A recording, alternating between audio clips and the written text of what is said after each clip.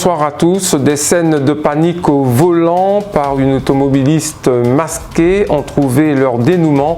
Cette affaire qui agitait la toile a débouché sur l'identification d'une femme souffrant de troubles psychiques. Découverte macabre dans les grands fonds à Sainte-Anne. Le corps d'un homme a été retrouvé sans vie. Il pourrait s'agir de l'homme pour lequel un avis de recherche avait été lancé par ses proches depuis plus de 3 mois. Aucun accord autour d'une rencontre hier entre les représentants du collectif des organisations en lutte et la direction de l'Agence régionale de santé. Cette réunion avait pour objectif de renouer le dialogue.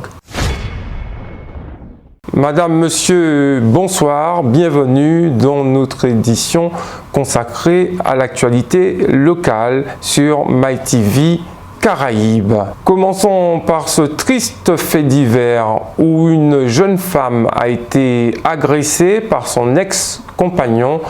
La scène s'est déroulée hier au centre commercial Abemao.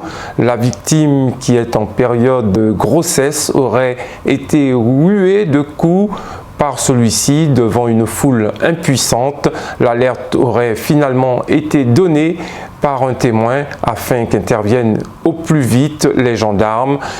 L'homme aurait été interpellé quelques minutes plus tard alors qu'il tentait de se soustraire à la présence des forces de l'ordre. Toujours à Abemao, la femme qui circule depuis lundi à bord d'un véhicule causant du tort aux automobilistes a finalement été interceptée et mise hors d'état de nuire. Son signalement circulait déjà sur les réseaux sociaux. Le reportage d'Ingrid Villemain. En ce début de semaine, la femme au masque blanc aura effrayé de nombreuses personnes. Devant une école primaire à Petit-Bourg, dans un centre commercial, au volant de sa Renault, le visage dissimulé, elle fonçait sur d'autres véhicules, les poussant à l'éviter. Cette affaire aura fait le tour de la toile, suscitant quelques réactions. Dimanche soir, alors que je rentrais chez moi, sur la grande avenue de Pointe-à-Pitre, pendant que je circulais, une voiture de couleur grise a subitement fait éruption sur mon côté de la voie. Et j'ai réussi à l'éviter. Sur le moment, je n'ai pas pensé plus que ça. Je me suis dit un fou de plus. Et le lendemain, sur les réseaux, j'entends parler d'une certaine personne qui met la vie des gens en danger et qui porte un masque. Et justement, le même jour, ici même à la pharmacie, elle serait venue acheter des pansements. Je l'ai vue. Sur le coup, avec son masque, je me suis dit, elle n'a pas de masque, c'est ce qu'elle a trouvé à porter. Mais ensuite, on m'a parlé de ce qu'elle a fait. Et ensuite, j'ai pu faire le lien avec tout ce qui m'est arrivé depuis le soir d'avant et ce qui m'est arrivé le jour même. Elle a attiré beaucoup de regards avec son masque, oui. Je me suis dit, c'est curieux, elle n'avait pas de masque, elle aurait pu trouver quelque chose de différent à mettre. De la même manière, de la surprise. Un peu d'amusement. Vous ne l'avez pas interprété Non. Au moment où elle est venue, on ne savait pas qui c'était, on ne savait rien de toute l'histoire. Il n'a pas changé, c'est de la curiosité. Je ne sais pas pourquoi elle est venue, je ne sais pas quelles sont ses motivations, donc j'attends d'en savoir plus. Vraiment non, je n'ai pas soupçonné quelque chose de particulier comme ça. Je me suis juste dit qu'elle n'a pas de masque, elle a mis un masque comme ça, je ne sais pas. La piste d'une crise psychotique est envisagée. Après avoir été interpellée par la gendarmerie, pas de suite judiciaire en raison de son état de santé. Le cadavre d'un homme de grand âge a été retrouvé hier en fin d'après-midi dans les grands fonds à Sainte-Anne. Il pourrait s'agir d'Omer Proto. L'homme est porté disparu depuis plus de 3 mois et souffrait d'un début d'Alzheimer. Cette découverte a provoqué de vives émotions dans son entourage, même si le corps en question n'est pas formellement identifié par la gendarmerie.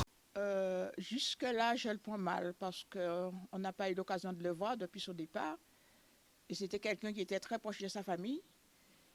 Mais malheureusement, c'est devenu comme ça. Alors, on ne fait que supporter et on supportera toujours. Il était sous médicaments, il n'était pas habillé, il n'était pas chez quelqu'un pour dire qu'on le nourrissait et tout. et sa maladie aggravée, certainement. À mon niveau, oui, parce que c'était une partie, c'était ses parents, la partie de ses parents, et l'autre partie, c'était une partie des voisins. Alors, il la connaissait déjà, là, cet endroit-là. Mais a dit, je crois que c'est par rapport à une faiblesse, puisque sa tête était portée sur une pierre. Lorsqu'il a eu une faiblesse, il est tombé. Malheureusement, il n'y avait personne pour le soutenir ni pour voir ça. Ce n'est que 3 jours après, les voisins, son infirmier en particulier, est allé attacher ses bœufs. Il aperçoit le corps. Il est allé chercher son frère. Et on a vu, bien entendu, ce corps. Puis on a pris ses dentiers et tout. Jusqu'à preuve du contraire, on ne nous a pas dit que c'est pas lui. On a de plus renseignements à attendre. Mais je crois que c'est lui. Puisqu'il était sous la propriété, une partie, c'est la propriété des parents, et l'autre partie, c'est la propriété du voisin. Plus précisément, la section de Carvino, c'est 2 garçons qui allaient attacher leurs bœufs. C'est une mauvaise, en même temps c'est une bonne nouvelle. Donc on attend d'avoir vraiment la confirmation, mais quelque part c'est un soulagement. Non, pas du tout, le corps n'a pas été formellement identifié. Bon, on a fait plusieurs battues, nous sommes passés à la presse, un petit peu d'affichage, et puis voilà, de bouche à oreille. Je mettais les informations sur mon statut, c'était sur le statut de pas mal de personnes. Et puis voilà, mais jusqu'à ce jour, on n'a pas eu d'informations jusqu'à hier 16h. L'homme disparu était très apprécié par ses voisins pour sa grande générosité et sa joie de vivre. Eh ben, nous passons tout bois qui dans les grands fonds. Tout côté nous savons peut-être était calé, mais nous pas vrai. Et là nous cherchons nous pas vrai, ben nous continuons ben ça à la radio, nous dit au vrai, mais c'est pas des vrai pour moun. Parce que là il parti le soir là, il descend dans fond à café noé. Monsieur lycée, monsieur tombé. Et tomba dans monsieur Zeb, il a créé ça para. Et c'est long bouc vinn m'a fait là hier. Il a gardé et il a vu monsieur là même c'était déjà décomposé. Et là, l'agenda, c'est mon avenir. Peut-être, il descend dans fond, il parti avec tout ce bitin. C'est son parent. Ses parents, mais regardez tout pour là. Ah ben ouais, ça a touché tout le monde. Son bouc était bien gentil, il battait Roas. Et bouc de café a bien même. Ou de demander un deuxième ité que bao. Il était serviable. Ah mais que voulez-vous? À part faute à pour monde. À part pour monde qui fait rien, c'est là il descend et il tombe en bas fond. Comme il prend médicaments. Il peut partir médicaments parce que là où on peut partir ou quoi marcher ou même pas quoi faire. Et la nuit point il y a le live il va tomber. Une rencontre s'est déroulée hier entre le collectif des organisations en lutte et la direction de l'agence régionale de santé.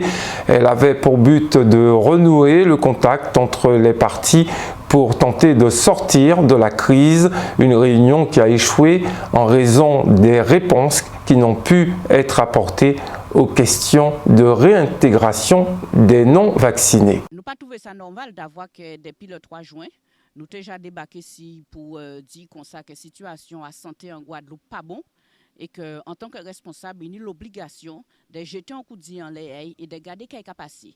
Parce que la loi la loi du 5 août, qui met en place l'obligation vaccinale, eh bien, il faut savoir qu'il applique n'importe qui genre en fonction des établissements. Chaque chef d'établissement, chaque directeur appliquait la loi ça, Jean était vlé. Et l'objectif, c'était de suspendre moun à partir du moment où il n'y a pas piqué. Donc, nous bien vrai que tous les droits humains, tous les droits fondamentaux complètement bafoués et ignorés. Donc, là, conséquence à tout ça, eh bien, conséquence, c'est en réelle violence. Conséquence à tout ça, c'est que nous avons regardé au niveau de la Guadeloupe, il y a une véritable rupture de soins. Donc, c'est ça que nous réexpliquons. Et nous dit comme ça que nous ne pouvons pas comprendre qu'un directeur d'ARS, Agence régionale de santé, qui a dit nous aujourd'hui là qu'il pas en capacité de négocier pour région là ça, qu'il pas en capacité de dire qu'elle habite pas caille. Alors il dit nous que oui, il a dit que ça pas caille, il a fait un état précis de situation là, à savoir une situation épidémique quasiment inexistante, à savoir en réelle rupture de soins, avec manque de médecins, manque d'infirmières, des services qui a fermé entièrement dans les établissements, avec les urgences qui ne peuvent pas fonctionner, avait bien évidemment un taux d'hospitalisation qui a recommencé à augmenter, mais pas avec les gens qui ne sont pas vaccinés, bien au contraire, avec des gens qui sont bien vaccinés. Parce que nous avons vrai, malheureusement, que l'effet secondaire ou piqué là, ça très très grave. Et nous avons vrai aussi, comme par hasard, qu'il y a un taux d'AVC et de crise cardiaque qui a évolué considérablement. Et nous avons vrai aussi qu'il y a dans les entreprises, eh bien, nous ne pas qu'à vacciner. Les salariés qui te prennent en dose à l'époque ou des doses, pas qu'à prendre piqué encore. Donc, il n'y a pas à jour de schéma vaccinal complet. Ça veut dire qu'il n'y a pas ni pour raison pour que les camarades toujours suspendent, toujours dehors à dans misère et précarité. Donc, comme nous avons vrai que pour nous ne peut pas faire rien, et que c'est rien qui l'État français à 8000 km qui a décidé, qui a dit qu'a pour faire ou qu'a pour pas faire, eh bien, nous, de toutes les manières, nous enrager et nous faisons en sorte que les camarades, l'ensemble des camarades qui dehors, eh bien, retourner à un poste de travail à eux d'ici semaine là, ça, et semaine prochaine. C'est ça nous décidons de faire, parce qu'à présent là, trop c'est trop. Nous en légitime défense. La loi a nous raison, tous les éléments qui ont nous raison. Donc, pas ni pour raison que nous restent dehors encore, pas ni raison que nous ne pas travailler. Alors, nous faisons en sorte que l'ensemble des salariés suspendus et les libéraux retrouvent travail à eux de gré ou de force. L'ensemble des camarades qui retournent dans l'établissement à eux, parce qu'il y aura même titre que l'ensemble des salariés qui travaillent en disant là. Donc, ça veut dire que là, il y a une totale discrimination. Ça veut dire que là, pas ni raison qu'il y a ni contaminé en monde, ni contaminé, puisque de toutes les manières, qui ou vacciné, qui ou pas vacciné, ça prouve ou peut ni Covid et on peut transmettre Covid. Qui ou vacciné, qui ou pas vacciné, on peut tomber malade gravement. Et nous, voyons aujourd'hui là.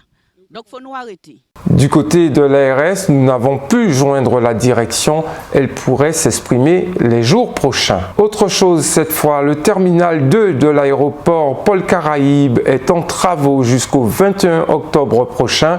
Cette opération devrait permettre d'apporter quelques améliorations sur l'organisation du travail.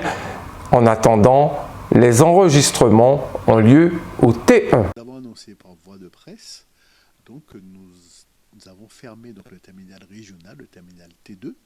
Donc, c'est le terminal qui est utilisé pour tous les vols vers la Martinique, vers les îles du Nord. Donc, ce terminal est fermé donc, depuis aujourd'hui, ce début de semaine, pardon, jusqu'au 21 octobre. Donc, il ne s'agit pas de la gare internationale, donc le grand bâtiment que tout le monde connaît depuis maintenant 25 ans.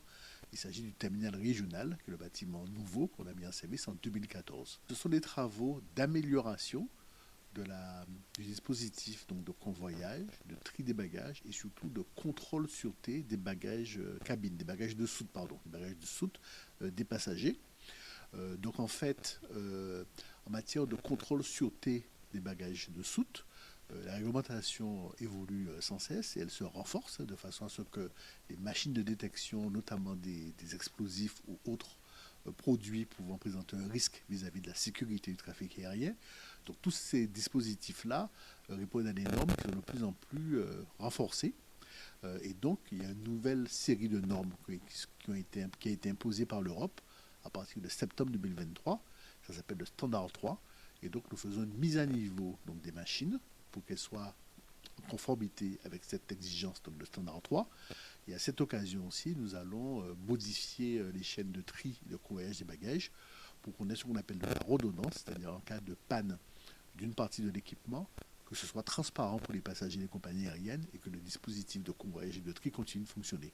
Donc c'est une amélioration de la qualité de service, mais aussi une amélioration du niveau de sûreté, notamment au niveau du contrôle des bagages de soute des passagers. Alors, nous sommes en basse saison, puisque le rush d'été aujourd'hui est terminé. Ça s'arrête généralement après la rentrée scolaire. Donc là, on est à une période où l'activité de l'aéroport est très réduite. On est quasiment dans un rapport de 1 à 3 par rapport au trafic donc, du mois de juillet et du mois d'août. Et comme nous sommes en basse activité, donc on peut se passer des banques d'enregistrement du terminal régional. Et donc c'est pour ça qu'on a attendu donc, la fin du rush, c'est-à-dire après la rentrée scolaire, pour fermer ce terminal régional et le réouvrir donc après le 21 octobre, juste avant donc, le rush lié aux vacances de la Toussaint, où il y a beaucoup de départs, notamment vers la Martinique ou vers d'autres îles de la Caraïbe. Des nouvelles d'Haïti cette fois. Avec la crise que traverse le pays en ce moment, la rentrée scolaire n'a toujours pas eu lieu. Depuis plusieurs semaines, on assiste à une véritable pénurie du carburant alors que l'insécurité règne en maître. Le point sur la situation avec notre correspondant Ralph Bernard. La situation n'est pas changée depuis quelques semaines à cause de la pénurie des carburants que souffre le pays depuis des semaines. Et pour bien vous dire que les week-ends, la circulation se fait un peu plus facile. Mais la semaine, c'est vraiment difficile, très difficile à cause des manifestations, les barricades, les pneus enflammés qu'on trouve à travers toutes les rues de la capitale. Et je vais vous montrer alors d'autres images pour vous donner une idée de la situation que la population endure chaque jour, presque depuis près d'un mois, à cause de la pénurie de carburant, l'insécurité, la hausse de dollars qui a pour réaction la difficulté pour la population de s'approprier de nourriture, des produits de base. La rentrée n'a point laissé en reste la communauté chrétienne. Les églises de notre archipel connaissent plus de fréquentation depuis l'assouplissement du port du masque. Les fidèles du dimanche, même s'ils sont de plus en plus présents, ne peuvent pas pour autant déroger à la règle.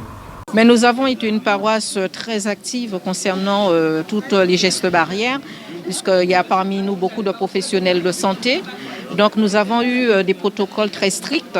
Jusqu'à ce jour, nous portons encore le masque puisque nous sommes dans un établissement clos. Nous avons encore le gel hydroalcoolique à l'entrée de la messe et à la sortie, et avant aussi la communion. Donc nous continuons, même si ce n'est plus une obligation, mais ça reste encore nécessaire pour pouvoir justement éviter encore cette propagation qui tend à se réduire progressivement. Oui, la jeunesse, le mot que j'ai, c'est de l'inviter à honorer Dieu. Notre jeunesse semble commencer à s'écarter de ce premier commandement qui nous invite à reconnaître qu'il n'y a qu'un seul Dieu et nous devons l'adorer. Nous voulons que la jeunesse soit présente à l'église, soit présente dans les engagements, dans les activités de l'église pour montrer qu'elle aussi est en train de reconnaître Dieu dans son existence. C'est la fin de cette édition. Merci de votre attention. Les programmes continuent sur MyTV Caraïbes. Bonne soirée.